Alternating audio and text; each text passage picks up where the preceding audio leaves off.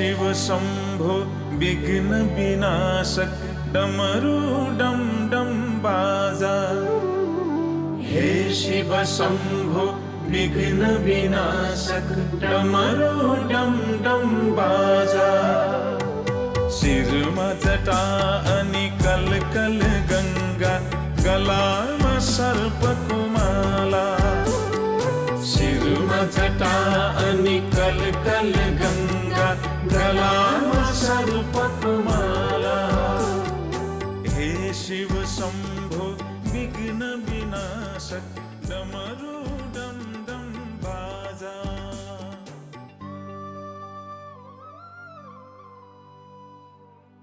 जय श्री गणेशाय नमः।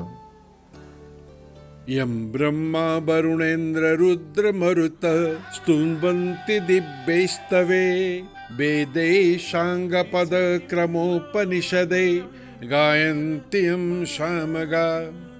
ध्यानावस्थित तद्गतेन मनसा पश्यन्ति यं योगिनो, यस्यान्त न विदुषुरासुरगणा देवाय तस्मै नमः। श्रीमच्चन्दन चर्चित्वा जलबपु शुक्लाम्बरा मल्लिका, मालालंकृत कुण्डला प्रविलसन् मुक्तावली शोभिता। सर्वज्ञान निदान पुस्तक धरी रुद्राक्षमाला धरी, वाग्देवी वदनाम्बुजे वसतु मे त्रैलोक्य माता चिरम्। मूकं करोति वाचालं पंगुलं लंघयते गिरिं, यत्कृपात्तमहं वन्दे परमानंद माधवम्। नमो भगवते तस्मै व्यासाय मित तेजसे, यस्य प्रसादवत्स्यामि नारायण कथामिमाम्। नारायणं नमस्कृत्य नरं चैव नरोत्तमं, देवीं सरस्वतीं व्यासं ततो जयमुदीरयेत्। जल थल नभ तिमी नै तिमी छौ जगका रक्षक स्वामी। जल थल नभ तिमी नै तिमी छौ जगका रक्षक स्वामी। श्री गणेशाय नमः। स्वस्थानी व्रत कथाको आज प्रथम अध्याय यहाँहरू समक्ष प्रस्तुत गर्दैछु। कुमारजी आज्ञा गर्नुहुन्छ।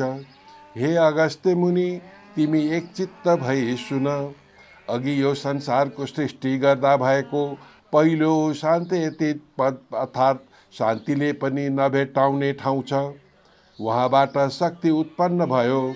फेरि शक्तिमान अर्थात् शिवदेखि मायाको उत्पत्ति भयो। मायादेखि अव्यक्त अर्थात् प्रकृति उत्पन्न भयो। पहिले त्यस अव्यक्तको अधिष्ठाता अथवा मालिक आत्मा छ। प्रथम उत्पन्न भएको शक्तिदेखि पर शान्ति पद छ। उसभन्दा पनि पर विद्यापद छ। वहाँदेखि पर प्रतिष्ठा पद छ। त्यसभन्दा पर निवृत्ति पद छ। यो ईश्वरका सृष्टिको संक्षेपले वर्णन गरियो। जुन रीतिले यसको सृष्टि हुन्छ उसको उल्टो रीतिले संहार हुन्छ। यी 5 पदको वर्णन सृष्टिदेखि पछिलाई लिएर गरिएको होइन, आदिलाई लिएर गरिएको हो। महापददेखि विशेष पदसम्म उत्पत्ति हुन्छ। किन्तु जुन अव्यक्तले गर्दा जगतमा 5 कला व्याप्त छ, यसको अधिष्ठाता आत्मा छ। त्यसमा अव्यक्त अर्थात् प्रकृति र जीव अर्थात् सबैका शरीरमा रहने आत्माको कर्तृत्व छैन। अर्थात् यी दुईले यिनलाई बताउँदैनन्। प्रकृति अचेतन हुनाले, जीवात्मा अज्ञानी हुनाले तिनीहरूलाई चलाउने चेतना ज्ञानी ईश्वर चाहिन्छ। बुद्धिमानहरू कारण नभई कार्य हुँदैन भन्छन्। हे मुनि, त्यसैले कार्य भएपछि कारण पनि हुन्छ। जस्तो कि कपडा भएपछि त्यसको कारण धागो पनि अवश्य हुन्छ। त्यसैले यो जगतको पनि कारण चाहिन्छ। तिनै कारण हुन् ईश्वर। ती अनादि अर्थात् कसैबाट नजन्मिने पुरुष सर्वशक्तिमान अर्थात् जे पनि गर्न सक्ने छन्। अल्पज्ञहरू यो मत मान्दैनन्। सृष्टिको आरम्भदेखि नै लिई संहारको बखतसम्म ब्रह्माको 100 वर्ष बित्छ। यही अव्यक्त जन्म ब्रह्माका आयुको क्रम हो। ब्रह्माको आयुको आधा भागलाई पूर्वार्ध र अर्को आधालाई परार्ध भनिन्छ। जब दुवै भाग बित्छन् तब ब्रह्माको आयु सकिन्छ। अव्यक्त आत्मा कार्यलाई साथ लिई आत्माको माकुराले जालो गुटमुट्याएर लिए जस्तो गरी मिल्दछ। विकारले युक्त यो जगत आत्मामा एक डल्लो भइरहन्छ। यी प्रधान पुरुष पनि आफ्ना धर्म स्वभावले रहन्छन्। सत्व, रज, तम यी 3 गुण स्वरूप परिणाममा घटी बढी नभई समान रूपले रहिरहन्छन्। गुणको तमाम तमोमय हुनाले यिनीहरू अलग हुन सक्दैनन्। यिनीहरू वायुले नहल्लाएको शान्त निश्चल जल झैँ छन्। फरक गरी थाहा हुँदैनन्। जगतको नजानिने बखत उनै माहेश्वरी रातमा स्थिति गरी रात बितेपछि ती प्रकृति पुरुष दुवैलाई मायाले ढाकेर परमात्माका साथ उनमा प्रवेश गरी प्राणीको उत्पत्ति गर्ने उद्देश्य वा इच्छा हुन्छ। अनि उनैको आज्ञाले यो अव्यक्तदेखि सबै सृष्टि हुन्छ। जुन परमात्माका मायाको एक खण्डले यो सम्पूर्ण उत्तरोत्तर सृष्टि, विचित्र स्थिति र भयानक संहार हुन्छ, ती परमात्मालाई यो मार्ग जान्नेहरू आद्वपति भन्दछन्। उनै यस्ता प्राणीमा रहने विलक्षण तथा अनौठा परमात्मालाई नमस्कार छ।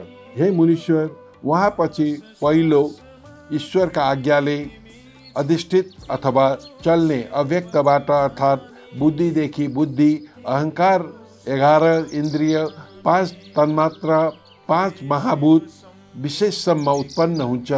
क्रमैले विशेषसम्मका विकारबाट रुद्र, विष्णु, ब्रह्मा यी 3 देवता उत्पन्न भए। संसारमा कतै पनि नरोकिने शक्ति भयो। उनबाट आदिमणि अष्टसिद्धि भए। उत्पत्ति, पालन र नाश यी 3 कर्म ती 3वटा ब्रह्मा, विष्णु, महेश्वरका भए। कल्पान्तरमा फेरि पनि बुद्धि र मोहका निमित्त परमेश्वरले शक्ति प्रदान गरे। यी उत्पन्न भई परस्पर मिली शक्ति धारण गरी परस्परको शक्तिलाई बढाउँछन्। कहीँ ब्रह्मा, कहीँ विष्णु, कहीँ रुद्रको स्तुति हुन्छ। त्यसैले उनको सामर्थ्य धेरै र थोरै हुँदैन, किन्तु बराबर रहन्छ। यो पर, यो बढ्ता, यो कम भनी अज्ञानीहरूले भन्दछन्। तिनै राक्षस पिशाच हुन्।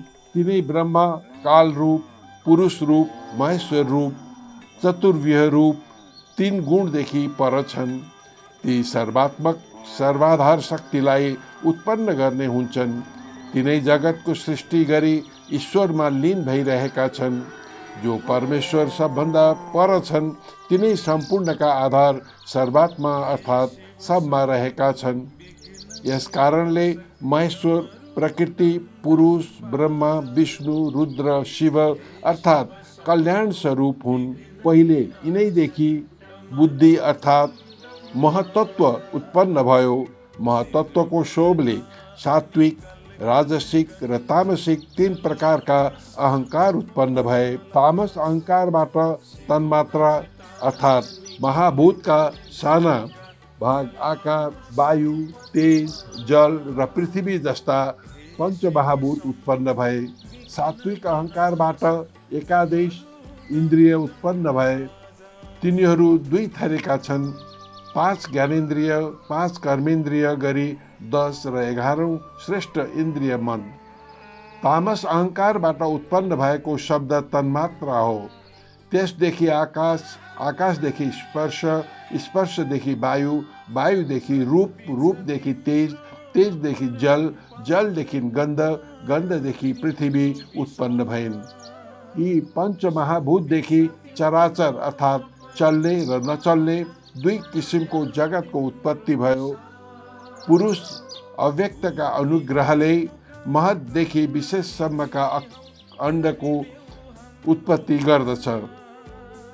जब ब्रह्माको कार्य र कारण सिद्ध भयो, तब यस अण्डमा संज्ञा भएको क्षेत्र बुद्धिमा प्राप्त भयो।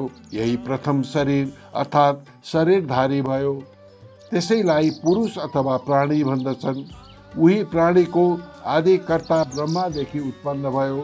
तिनै सृष्टिकर्ता ब्रह्माबाट धर्म, ज्ञान, वैराग्य, ऐश्वर्य, अधर्म र अज्ञान, अवैराग्य, अनैश्वर्य गुण भएको बुद्धि उत्पन्न भयो। जो जसका मनमा इच्छा छ यो सो अव्यक्तदेखि उत्पन्न हुन्छ। त्यस अव्यक्तले तिनै गुणलाई कायममा राखेको छ। जो गुण र उसको अपेक्षा गर्दछ त्यो उसको स्वभावलाई पनि अपेक्षा गर्दछ। आत्माका 3 स्वभाव हुन्छन्, सत्व, रज र तम। तिनैबाट सृष्टि, स्थिति र संहार हुन्छ। सृष्टि कर्ममा चतुर्मुख, संहारमा रुद्र, पालनामा त्यो पुरुष हुन्छ जो सहस्र शिर भनिन्छ। त्यस कारणले 3 अवस्थामा स्वयम्भू रहन्छन्। ब्रह्मत्वमा सत्व र रजोगुण र कालोत्वमा रज र तमोगुण र विष्णुत्वमा केवल सत्वगुण रहन्छ। यस्तै प्रकार गुण बुद्धि 3 प्रकारको छ। ब्रह्मत्वमा लोकको रचना, कालोत्वमा संहार, पुरुषत्वमा व्यापार रहित केवल दर्शन मात्रले पालन कार्यको सिद्धि हुन्छ। यसरी ती परमात्माका 3 कर्म छन्। यस्ता 3 प्रकारले भाग लाग्नाले ती परमेश्वर त्रिगुण भनिन्छन्। 4 प्रकारले भाग लाग्नाले उनलाई चतुर्व्यूह भनिन्छ। आदि हुनाले पुरुष भनिन्छ। अजन्म अर्थात् नजन्मने हुनाले अज भनिन्छ।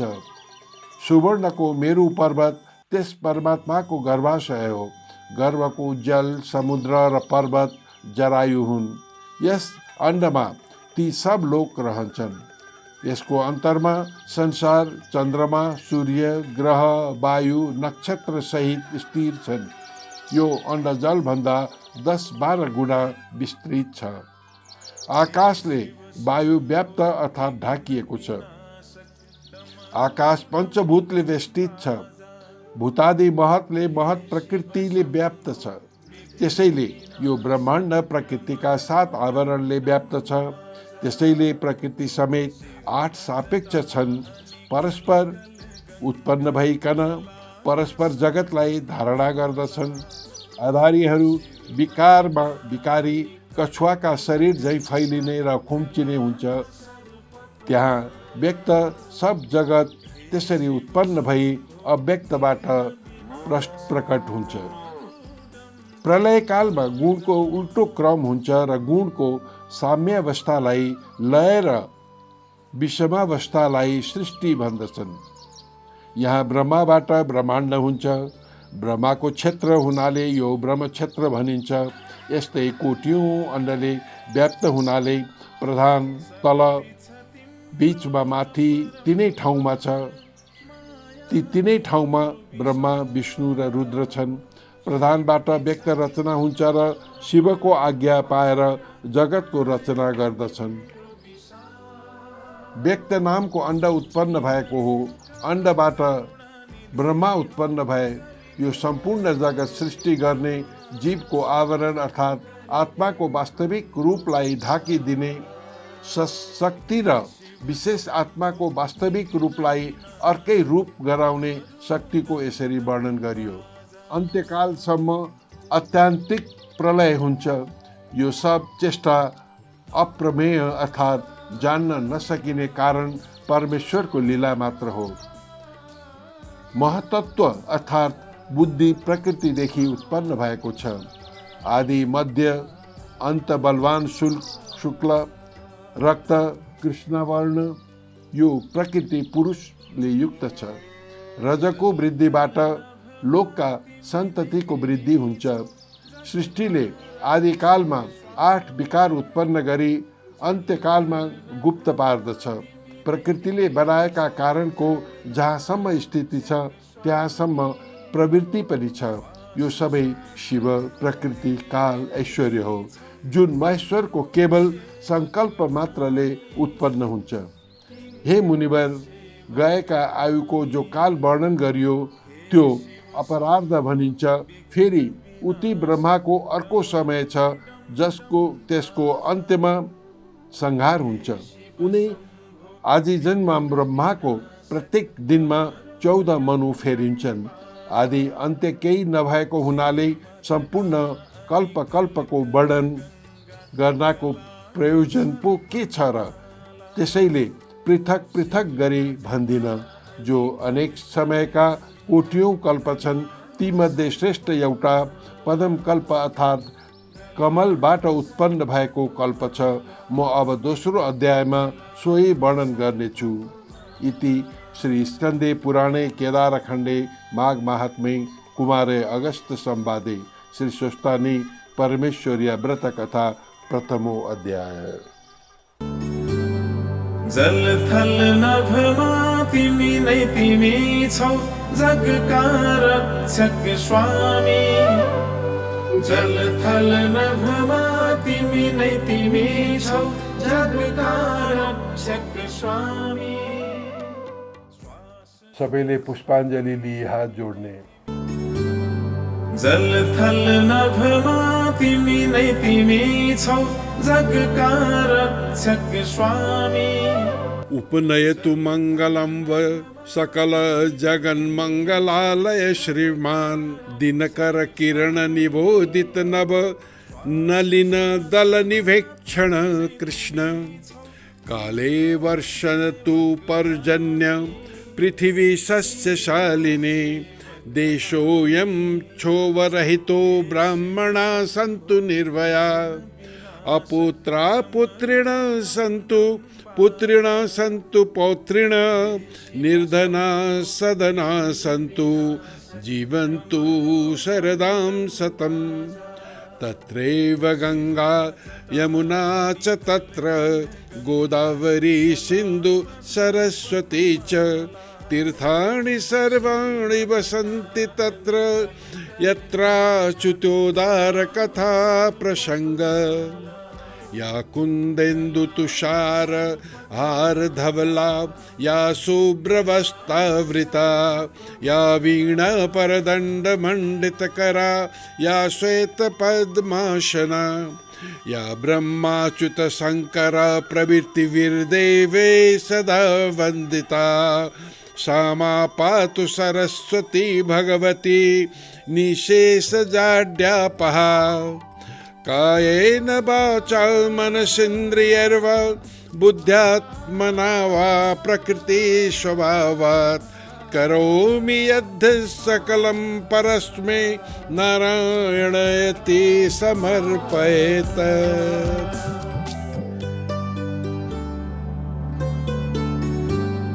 जल थल नभमा तिमी नै तिमी छौ जगका रक्षक स्वामी।